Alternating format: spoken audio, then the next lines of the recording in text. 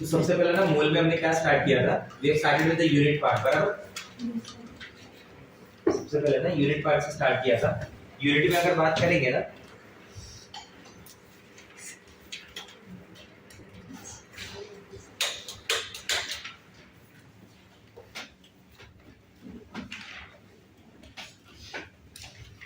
तो एक सबसे बेसिक यूनिट था लेंथ। लेंथ में सबसे पहला बात हुआ था metre. Metre to centimetre and centimetre to metre. Metre to centimetre should be multiplied by 100, whereas centimeter to meter it should be divided by 100, बराबर।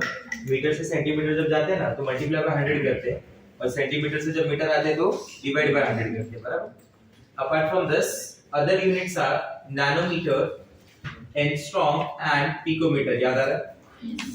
These are the other units, nanometer, angstrom and picometer, ठीक है। तो nanometer to angstrom and angstrom to picometer. To convert that nanometer into angstrom, it should be multiplied by 10, whereas angstrom to picometer it should be multiplied by 10 raised to 2. Picometer to angstrom it should be multiplied by 10 raised to minus 2, and angstrom to nanometer should be multiplied by 10 raised to minus 2. Whereas to convert picometer into nanometer, it should be multiplied by 10 raised to minus 3. Is it clear to everyone?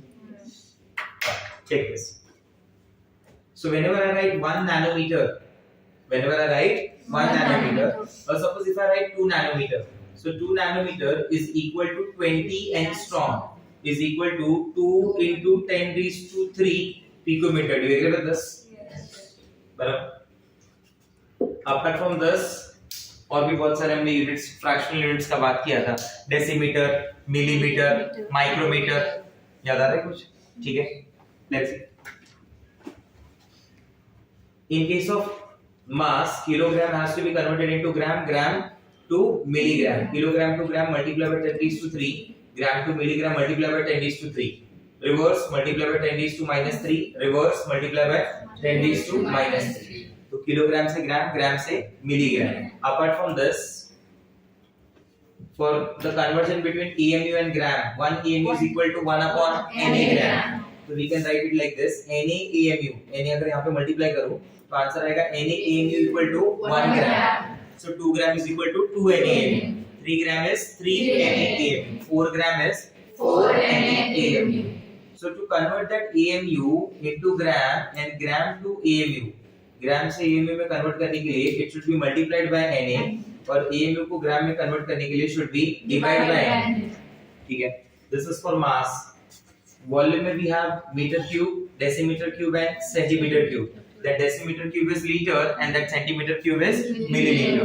1 decimetre cube is 1 litre, 1 centimetre cube is 1 millilitre. To convert metre cube into decimetre cube should be multiplied bye 1000, decimetre cube two centimetre cube multiply by 1000। Reverse में जाएंगे तो उतने से divide करते हैं, ठीक है। Density, what is density? Mass upon volume, बराबर। Density for solid and liquid अगर मैं बात करूं तो ये बहुत काम का होगा। सॉलिड और लिक्विड के केस में is used to convert mass into volume and volume to मास।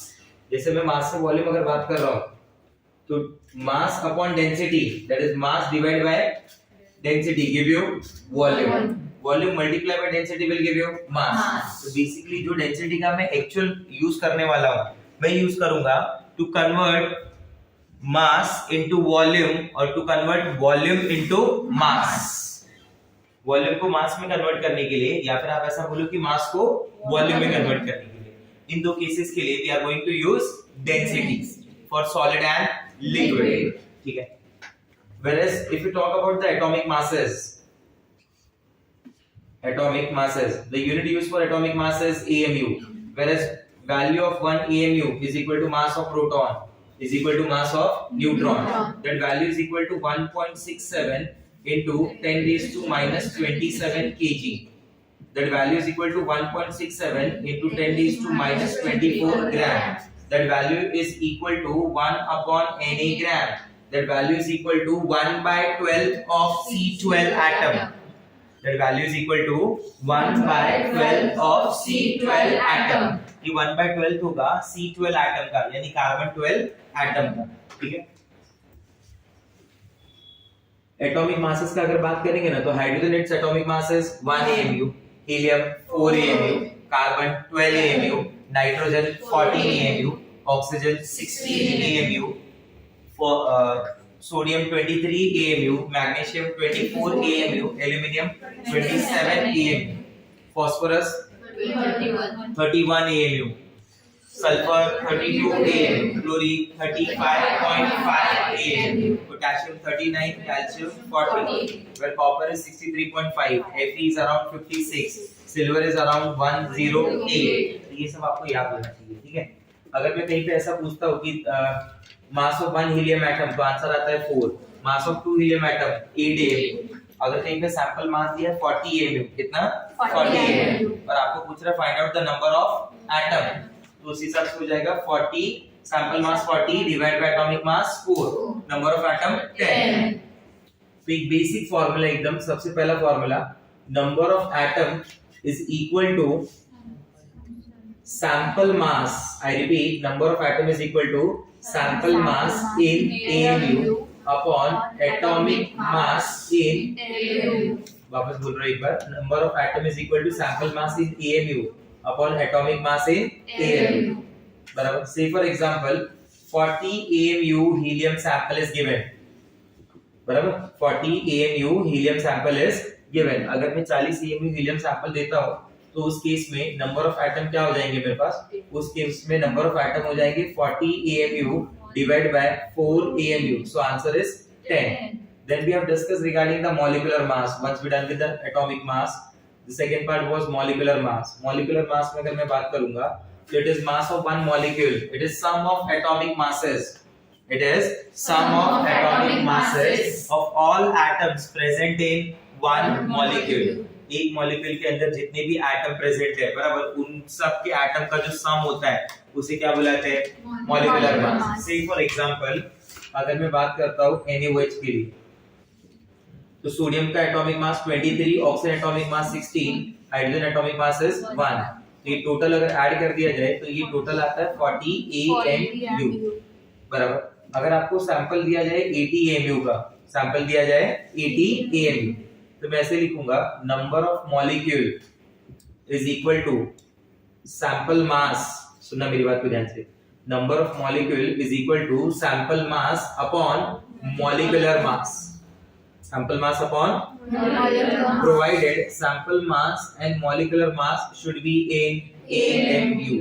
और मैं एकदम क्लियरली बोल रहा हूं, ये फॉर्मूलास तभी यूज करेंगे when the mass is given in AMU only, when the mass is given in AMU only, जब मास सिर्फ और सिर्फ AMU में दिया रहता, अगर मास AMU में नहीं है तो ये फार्मूलास यूज करने की जरूरत नहीं, क्योंकि अब आपके पास नए नए फार्मूलास और आ चुके हैं। तो number of molecule sample mass in AMU upon molecular mass. The next is mole. What is mole? Mole is just a counting unit. We say 6.022 into 10⁻23 unit, इतना यूनिट किसी भी चीज का हो तो उसे एक मोल बोल सकते हो आप, बराबर, उसे क्या बोल सकते हो, एक मोल, which is equal to Avogadro's number, which is equal to Avogadro's number। जैसे मैं अगर ऐसा लिखता हूँ कि ये मान लो this is the number of mole, what it is, number of mole।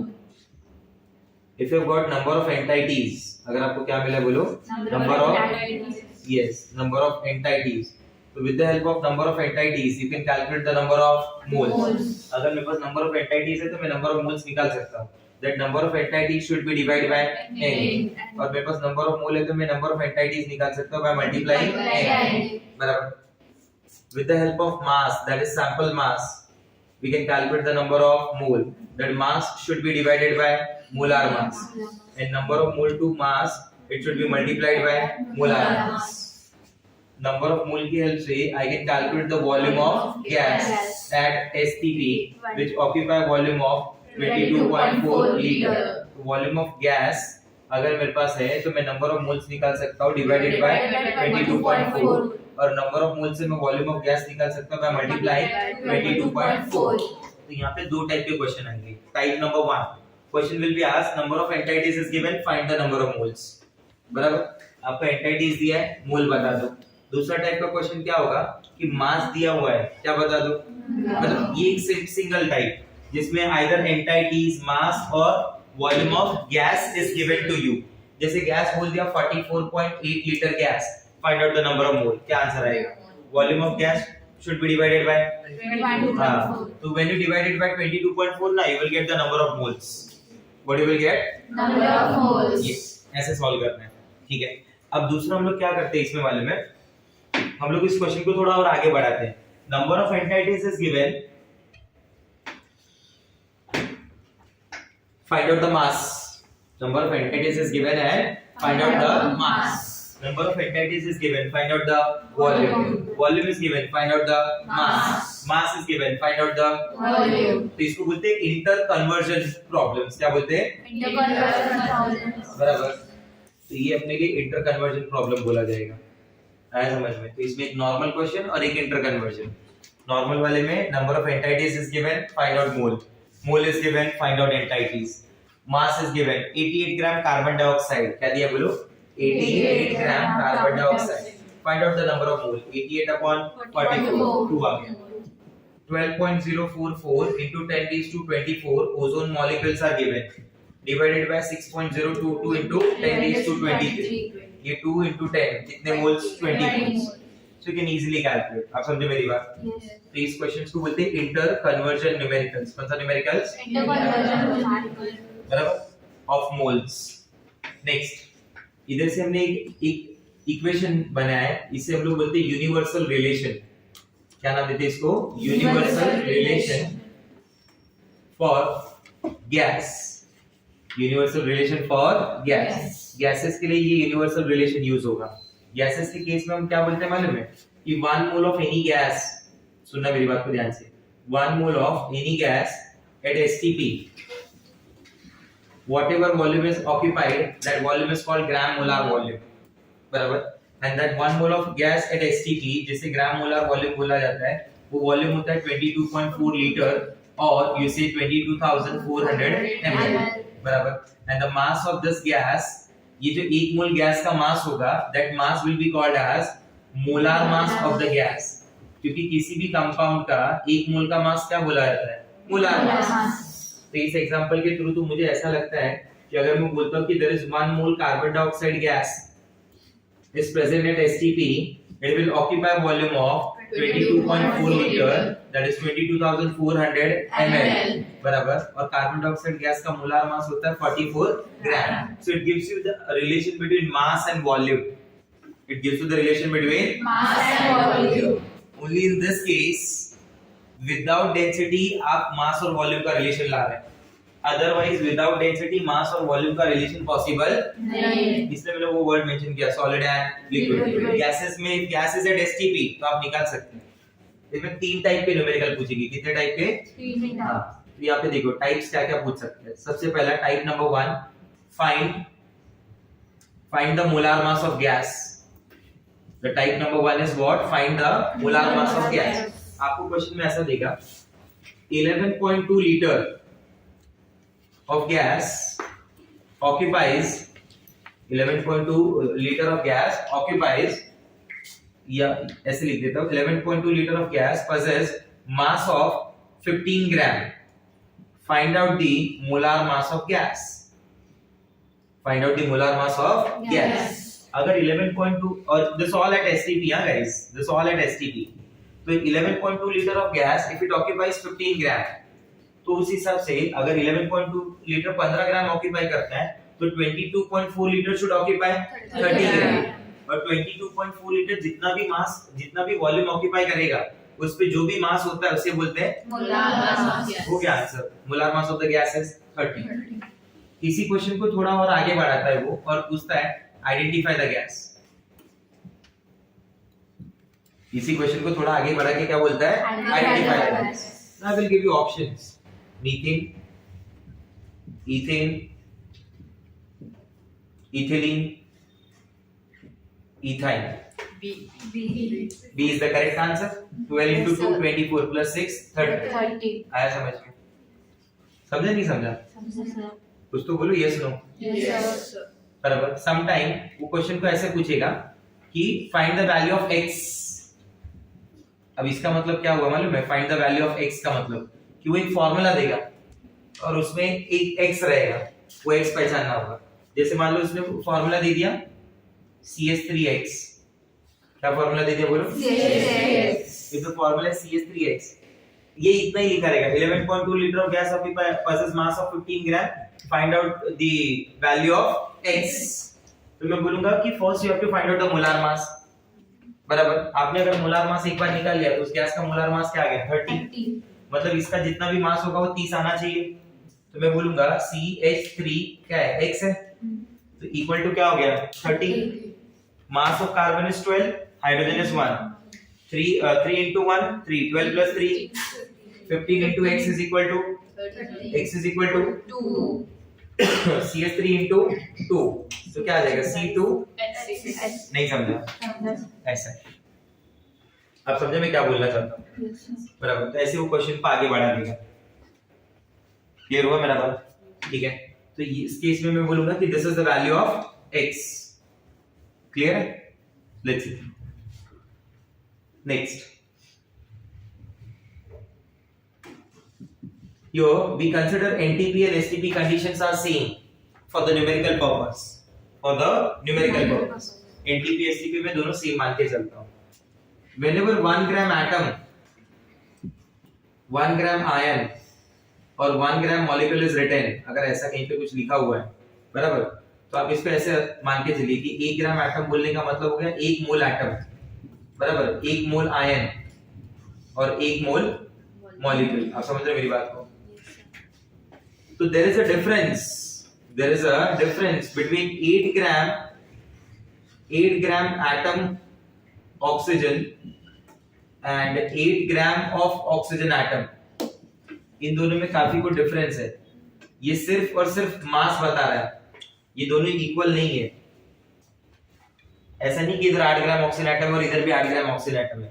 इस ग्राम एटम का मतलब क्या हुआ? This is 8 mole oxygen atom.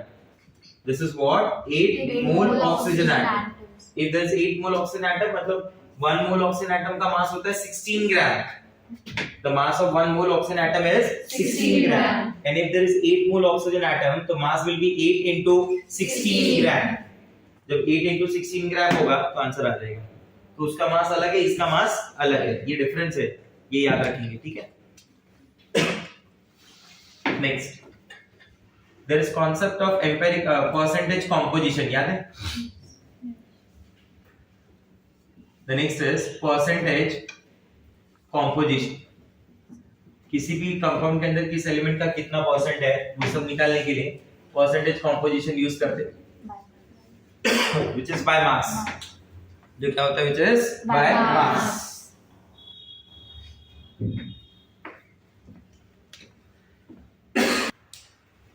देखो, percentage composition by mass. If you want to calculate percentage of element ना, तो जो percentage of element आप बोलते हो ना, that is percentage in terms of mass, not in terms of atom, it is in terms of mass. Mass के term में होता है वो। Percentage of element is equal to number of atom, सुना मेरी बात को ध्यान से, number of atom multiply by atomic mass divide by either you say molecular mass or molar mass। And ये तो पता ही है कि अगर परसेंटेज के टर्म्स में बात कर रहे हैं तो it should be multiplied bye 100। तो क्वेश्चन नंबर 1, सबसे पहला इजी, सबसे इजी टाइप का क्वेश्चन यही होता है, फाइंड आउट द परसेंटेज। सबसे इजी टाइप क्या है? Find out the percentage. वो कभी-कभी ऐसा भी पूछ सकता है ना, if percentage is given, molecular mass is given, तो क्या बोलेगा? Atomic mass is known, find out the number of atom. फिर वो कभी-कभी ऐसा भी पूछ लेता है, number of atom is given, percentage is given, atomic mass is given, find out the molecular mass. फिर वो कभी-कभी ऐसा भी पूछता है, find out the least molecular mass और minimum molecular mass of a compound. Least molecular mass और minimum molecular mass of a compound. तो फॉर सच केस आपको क्या अज्यूम करना है मैं बता देता हूं। To calculate least molecular mass, assume number of atom equal to 1। अगर उसने कुछ नहीं बोला है तो आप अज्यूम करेंगे number of atom equal to 1। Number of atom equal to 1 मैं बताया। Next, so this is regarding the percentage of element, ठीक है? अगला जो डिस्कशन हुआ था, अगला जो बातचीत हुआ था, that was related with empirical formula and molecular formula. Molar mass upon empirical mass give you the ratio, याद है? और ratio multiplied by empirical formula will give you molecular formula. ठीक है, पहले एम्पिरिकल फार्मूला निकालने के लिए सबसे पहले चेक करना पड़ेगा सम ऑफ परसेंटेज 100 है या नहीं है। And if nothing is specified in the question, if nothing is specified in the question, it means the remaining percentage is of percentage of oxygen. अगर कुछ स्पेसिफाई करता है तो वो उसका परसेंट होगा फिर। ठीक है, अब यहाँ पे जो क्वेश्चन अलग अलग टाइप में घुमा देता है, वो क्वेश्चन ऐसे घुमाता है कि एक बार वो क्या करेगा मालूम है, आपको परसेंटेज देगा और मोलार मास देगा। ऐसा भी हो सकता है percentage of elements they along with the vapour density. तो यू नो कि वेपर डेंसिटी कैसे दिखाया जाता है, vapour density into 2 is equal to molar mass. Indirectly वो क्वेश्चन वापस मोलार मास में कन्वर्ट हो गया। कभी-कभी वो ऐसा भी करेगा कि आपको परसेंटेज ही नहीं देगा, आपको देगा मास ऑफ ईच एलिमेंट। जितनी भी कुछ कंपाउंड के एलिमेंट होंगे ना या मॉलिक्यूल होंगे, उनका मास डायरेक्ट दे देगा, मास of each element. So in that case divided by their atomic masses, you will get the number of moles. Find out the smallest mole ratio. उससे सबको डिवाइड, smallest mole जो भी जिसका भी होगा वो उससे सबको डिवाइड कर दो, you will get the empirical formula. ऐसा समझ में। तीसरा केस को ऐसा भी बना सकता है कि instead of giving mass of each element, it will give you mass of few compounds. आपको क्या करना होगा, ये कंपाउंड के मास की हेल्प से एलिमेंट का मास लाना होगा। कंपाउंड के मास की हेल्प से क्या लाना होगा, एलिमेंट का मास। सपोज अगर एक क्वेश्चन ऐसा है 0.72 ग्राम वाटर है बराबर and 3.08 gram carbon dioxide is given. उसने बोला find the empirical formula of the compound, find the empirical formula of the compound. So ये सी, ये कौन सी टाइप में आ रहा है, ये लास्ट टाइप में आ रहा है, mass of compound to calculate empirical formula and molecular formula. मैं क्या करूंगा, मैं इसको ऐसे टैकल करूंगा, if there is 18 gram water, so that will consist of 2 gram hydrogen, barabar? Yes. If there is 18 gram water, then there will be 2 gram hydrogen. So if there is 0.72 gram water, तो वहाँ पे 0.08 gram hydrogen होना चाहिए। Do you agree with me? Yes. 0.72 gram water के लिए there will be 0.08 gram hydrogen. Cross multiply, you will get the answer. In case of 44 gram carbon dioxide, there is 12 gram carbon. Agree? Yes. So if there is 3.08 gram carbon dioxide, there will be x gram carbon. I think ये solve करने पे आ जाना चाहिए 0 point कितना आएगा, check करिए जरा। x gram carbon है ना, 12 into 3.08 डिवाइड बाय 44, ये हो जाएगा 6, ये हो जाएगा 22, ये हो जाएगा 3, ये हो जाएगा 11, बराबर 3 3 9, 9 by 11, 9 by 11, consider it as 9 by 12, approximate थोड़ा करता हूं, 3 3 से 9, 3 by 4, बराबर 0.75 से बड़ा वैल्यू होगा, तो दैट विल कम अराउंड 0.8 के आसपास आएगा शायद। ये कितने के आसपास आ जाएगा, 0.8 के आसपास। ठीक है, फिर भी एक बार चेक करके एग्जैक्ट आंसर बता दो। 9 by 11, 11 और 90 कर लो, 11 8 से 88, बराबर 2 बच गया, पॉइंट आ जाएगा, बराबर। और 11 1 सा 9 आ जाएगा, 8.18 ना, कितना आ रहा है 8.18, और ऊपर का ऊपर नीचे मल्टीप्लाई बाय 10 किया था ना, 10 ऊपर आएगा तो ये हो जाएगा 0.8, सो दैट कम्स अराउंड 0.8 ना। चलो मैं लिख देता हूँ 0.8, चलेगा। ये x आ गया 0.8। Now you got the masses. अब ये क्वेश्चन कहां से कहां कन्वर्ट हो गया, मास ऑफ कंपाउंड से कन्वर्ट हो गया mass of each element. No need to find out the percentage separately, यहां से डायरेक्ट सॉल्व कर दो। मैं ऐसे करूं 0.08 divide by 1 and this is 0.8 divide by 12, 12 6 12 7 12 8 कितना जाएगा, 0.8 है, सोचो जरा।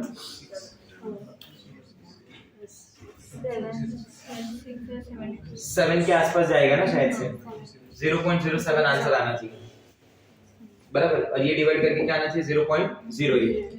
ये छोटा नंबर मिला 0.07, थोड़ा अप्रॉक्स किया था ना भाई, आगे भी उधर 0.08 था ना, 812 आ ही रहा था ऑलरेडी, तो थोड़ा अप्रॉक्स किया था।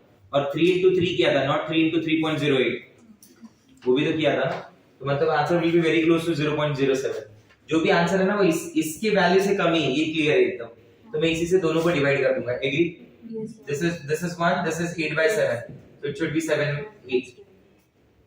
अरे रेशियो ना कार्बन और हाइड्रोजन का, तो कार्बन और हाइड्रोजन का रेशियो क्या हो गया? अगर ये 1 और ये 8/7 है मल्टीप्लाई बाय 7 बराबर, तो what is the formula? C7H8 आया समझ में? तो एक टाइप ऐसे बनेगा तो calculate empirical formula and molecular formula, समझा मेरा बात? तो this are the various types, ठीक है, जिसके ऊपर आपको क्वेश्चन पूछ सकता है। Next,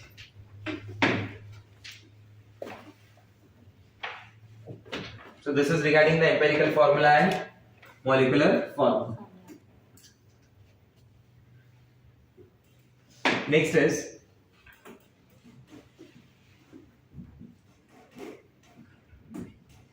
stoichiometry, or it is also popular by the name of stoichiometry. Stoichiometry basically involve the calculation of amount of reactant and product. ये उनके बीच की कैलकुलेशन को इन्वॉल्व करता है।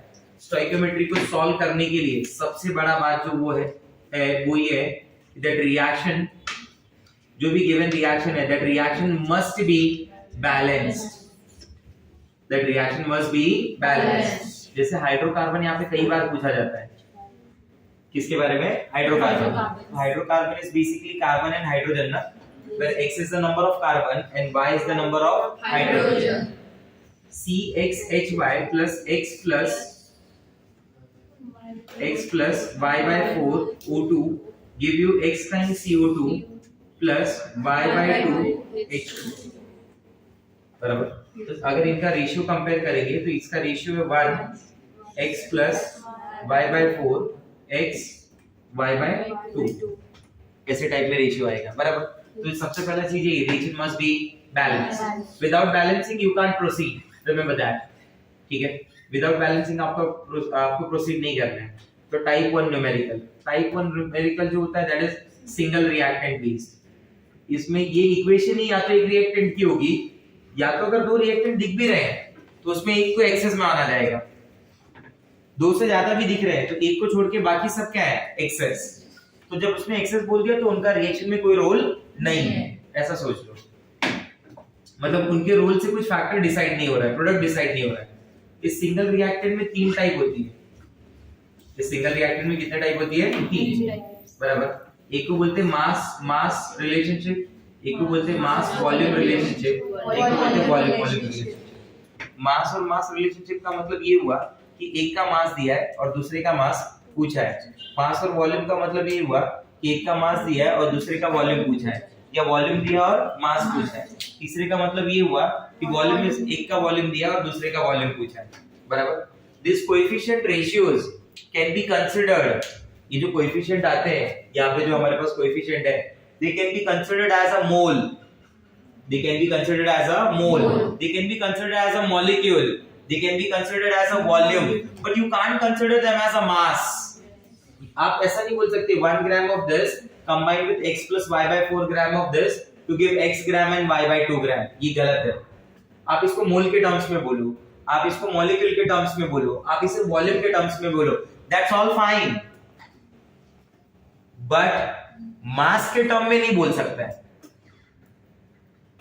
You got my point? आप समझे मैं क्या बोलना चाहता हूँ, ठीक है? Type 2 numerical, type 2 is more than 1 reactant, और इसमें 2 टाइप आती है, ए और बी। जो भी गिवन कोएफिशिएंट रेशियो, जो भी रिएक्शन का कोएफिशिएंट रेशियो है, वो अगर गिवन मोल रेशियो के बराबर है, बराबर, तो ऐसे क्वेश्चन में कोई प्रॉब्लम नहीं है, आप नॉर्मल सॉल्व करते जाओ, आंसर आ जाएगा। There is you can say उसमें कोई ट्रिक नहीं होगा, मतलब कुछ लॉजिक नहीं लगेगा आगे चल के। बट अगर कोएफिशिएंट का रेशियो मोल रेशियो के बराबर नहीं है, if that coefficient ratio is not equal to mole ratio, I repeat, if coefficient ratio is not equal to mole ratio, in that case मुझे प्रॉब्लम सफर करना पड़ेगा बराबर। मुझे पहला चेक करना पड़ेगा ऐसे क्वेश्चंस के लिए, पहला पॉइंट यही है, first find out limiting reagent. Limiting reagent के लिए क्या कॉन्सेप्ट है? लिमिटिंग रिएजेंट के लिए कॉन्सेप्ट ये है कि जो भी गिवन मोल है that should be divided by the coefficient, जिसके लिए रेशियो सबसे स्मॉल आएगा, जिसके लिए रेशियो सबसे स्मॉल है, वो होगा लिमिटिंग रिएजेंट। वो क्या होगा Limiting reagent. बराबर। And once you got the limiting reagent ना, एक बार आपने आइडेंटिफाई कर लिया कि ये लिमिटिंग रिएजेंट है तो प्रोडक्ट उसके अकॉर्डिंगली ही बनाना है। Limiting reagent it decides the formation of product. मैं वापस बोल रहा हूं कि लिमिटिंग रिएजेंट ही एक ऐसा रिएजेंट होता है जो प्रोडक्ट के फॉर्मेशन को डिसाइड करता है कि कंपाउंड सच में बनेगा या नहीं बनेगा। सपोज व्हेन आई से, अगर मैं एक क्वेश्चन पे बात करता हूं, एक एग्जांपल यहां पे आपको समझाता हूं, तो देखिए जैसे ऐसा लिखा हुआ है a + b gives you ab2, तो ये हो गया 2 बराबर। This is the balance equation. What are the coefficient 1 2 1, आगे के नंबर कोएफिशिएंट बोले जा रहे हैं बराबर। If 10 mole of A and 1000 mole of B is given, 10 mole A का दिया और 1000 मोल B का दिया हुआ है बराबर, तो मैं बोलूंगा ये शुरुआत होगी 10 के साथ, ये शुरुआत होगी 1000 के साथ। आफ्टर सम टाइम 10 का 10 मोल गेट कंज्यूम, कितना बचा मान लीजिए 0। ठीक है, मुझे ये तो पता चल गया कि इसका कोएफिशिएंट क्या है 1:2, इसका रेशियो क्या है 1:100। तो दोनों तो अलग अलग ही कंफर्म है, दोनों एक नहीं।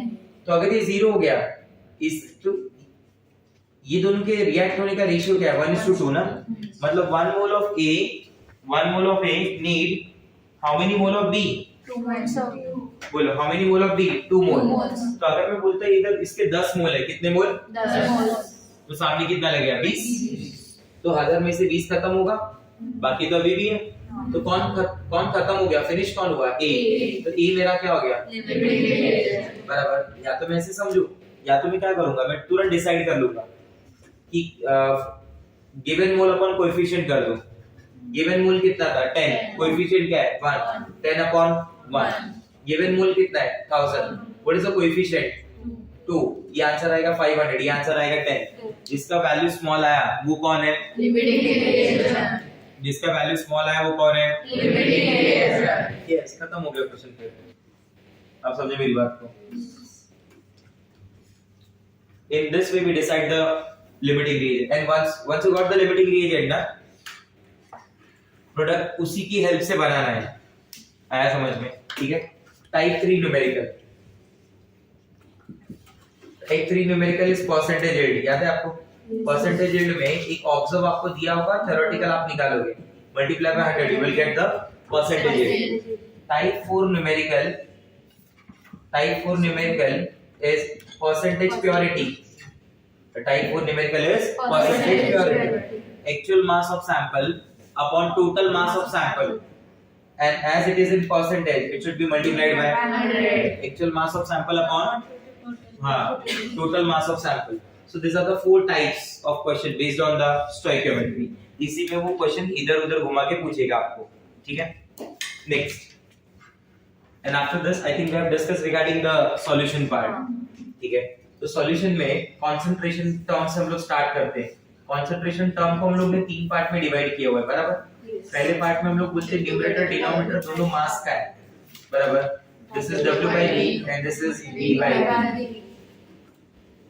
W/W में first formula is percentage W/W बराबर। अब इसमें वही फार्मूला आएंगे जिसका न्यूमरेटर और डिनोमिनेटर दोनों मास का होगा या मास के फैक्टर का होगा।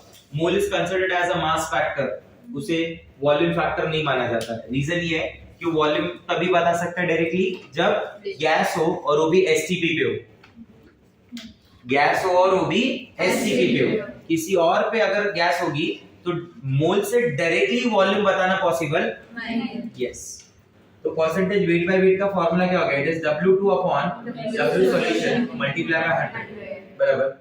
There is formula for ppm and ppb, parts per million and parts per billion. It is W2 upon W solution multiplied by 10 raised to 6 into 10 raised to 9. W2 upon W solution. Mole fraction, number of mole of any component, किसी भी component का divide by the total number of moles. If you want to calculate the mole fraction for solvent, that is X1, it is N1 upon N total.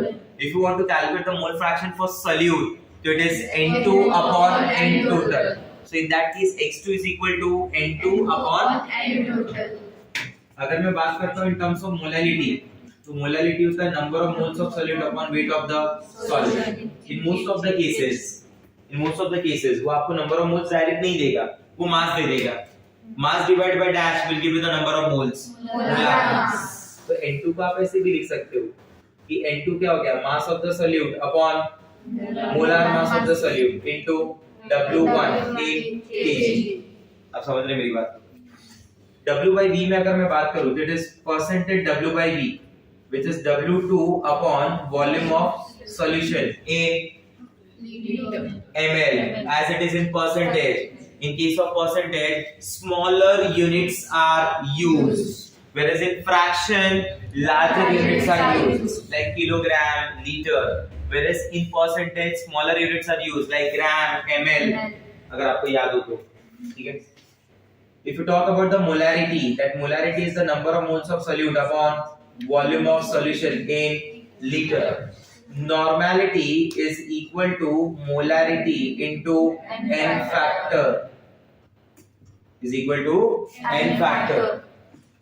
For acid like HCl, H2SO4, n factor is the number of H plus number of replaceable H plus ion. For bases like NaOH, BaOH twice, the n factor is the number of OH minus ion released. For salt like NaCl, MgCl2, अगर ऐसे salt का बात किया जाए ElCl3, so that n factor is the charge, I mean to say total charge on cation or anion, magnitude wise, okay. V by V में there is only one formula, percentage V by V. It is volume of the solute upon volume of solution.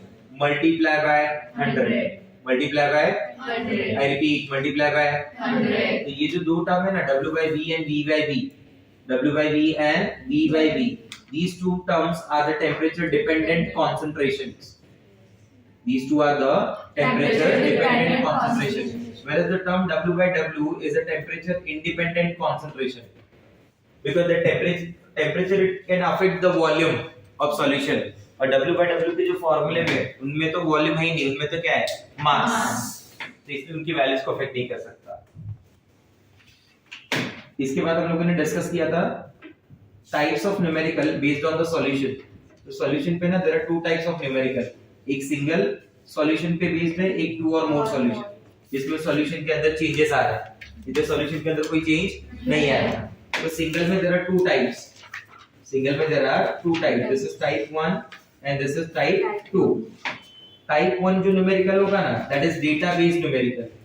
Data base का मतलब क्या हो गया कि उसके अंदर आपको मास दिया गया है, ये दिया गया है, वो दिया गया है, फॉर्मूले में पुट करना है और आंसर लाना है. टाइप 2 जो न्यूमेरिकल है ना, again it is inter conversion numerical. ऐसा मैं क्यों बोल रहा हूँ, क्योंकि इसमें W by W का डेटा विल बी गिवन. यहाँ से कोई डेटा दिया रहेगा, W by V के बारे में पूछेगा, बराबर. या फिर मैं ऐसा बोलूं कि W by V का data will be given and W by W will be asked. तो ये दोनों चीजें किस में आएंगी, इंटर कन्वर्जन. अब इनको सॉल्व करने के लिए क्या करना पड़ता है मालूम है? सबसे पहले इस क्वेश्चन में जितना भी मैक्सिमम इंफॉर्मेशन मिल पा रहा है उसे जमा करो. Write the maximum information. Suppose if it is written 10% W by W of H2SO4, तो इसका मतलब होता है 10 ग्राम of H2SO4 is present in 100 gram solution. That 10 gram of H2SO4 is present in 100 gram of solution. It means the W2 is 10 and the W solution is 100. So I can calculate W1 जो होगा 90. W2 अगर given है तो मैं number of moles निकाल सकता हूँ by dividing that W2 by molar mass. W1 से मैं N1 निकाल सकता हूँ. N1 और N2 से मैं N टोटल निकाल सकता हूँ. I can calculate the mole fraction, I can calculate the molarity. सारी जितनी इंफॉर्मेशन वो आप निकाल सकते हो, बराबर. और उसके बाद यूज डेंसिटी. यहाँ पे ऐसे क्वेश्चन को सॉल्व करने के लिए density is must. I repeat, density is must. बिना डेंसिटी के ऐसा क्वेश्चन सॉल्व होना पॉसिबल नहीं है. The density will help you to convert that volume of solution into mass or mass of that solution into volume. Yes. What is the formula for density? Mass upon volume. तो अगर density है या mass density है और मास volume में से कोई एक दिया है तो क्या आप दूसरा निकाल सकते हो? Answer is yes. आप समझे मेरी बात? तो ये ऐसे सॉल्व करना है, ठीक है. तो पहले write maximum information then use density. Two और मोर सॉल्यूशन में अगर बात करेंगे, टू और मोर, तो टू और मोर सॉल्यूशन में जो सबसे पहले वो है डाइल्यूशन। कौन से बेस? डाइल्यूशन बेस, जिसमें फॉर्मूला यूज होता है, याद है M1V1 इक्वल टू M2V2। आपको लॉजिक समझाया था कि अमाउंट ऑफ सब्सटेंस अगर सेम होगा, अमाउंट ऑफ सब्सटेंस दोनों का क्या होगा? सेम, तो आ जाएगा। उसके बाद अगला जो पॉइंट है डाइल्यूशन के बाद, वो है टू और मोर एसिड्स, टू और मोर एसिड, और यू कैन से बेस, या तो एसिड यूज करो या तो बेस। कंडीशन ये है कि वो आपस में रिएक्ट नहीं हो रहे, ऐसे कंपाउंड ले रहे हैं। तो दो एसिड ले लिया, दो से ज्यादा एसिड लिया, उनका रिएक्शन नहीं है। दो या दो से ज्यादा बेस ले लिया, उनका डायरेक्टली रिएक्शन नहीं है सॉल्यूशन में। तो उसके लिए फार्मूला क्या यूज करते हैं? M1V1 plus M2V2 upon V total is equal to M. So these are the few types of numerical. Clear हो रहा है बात? वो कभी कभी क्वेश्चन ऐसे भी देगा, दो सॉल्यूशन दिया है, इसमें इतना, इसका कंसंट्रेशन इतना, इसका कंसंट्रेशन इतना, find out the total number of Cl minus ions. तो यहाँ के कंसंट्रेशन से कितना नंबर ऑफ मोल Cl मिला, उधर के कंसंट्रेशन में कितना नंबर ऑफ मोल Cl मिलेगा, तो उससे टोटल मोल Cl मिल जाएगा। वो ऐसा भी पूछ सकते हैं, find out the concentration of Cl minus ion. तो first find out the total number of Cl minus ion divide by the total volume, क्योंकि मिक्स करने के बाद उनका अलग अलग वॉल्यूम नहीं रह गया ना, उनका तो वॉल्यूम एक हो गया। समझा? तो ये पूरे टाइप के न्यूमेरिकल है जो आपको समझ में आने चाहिए।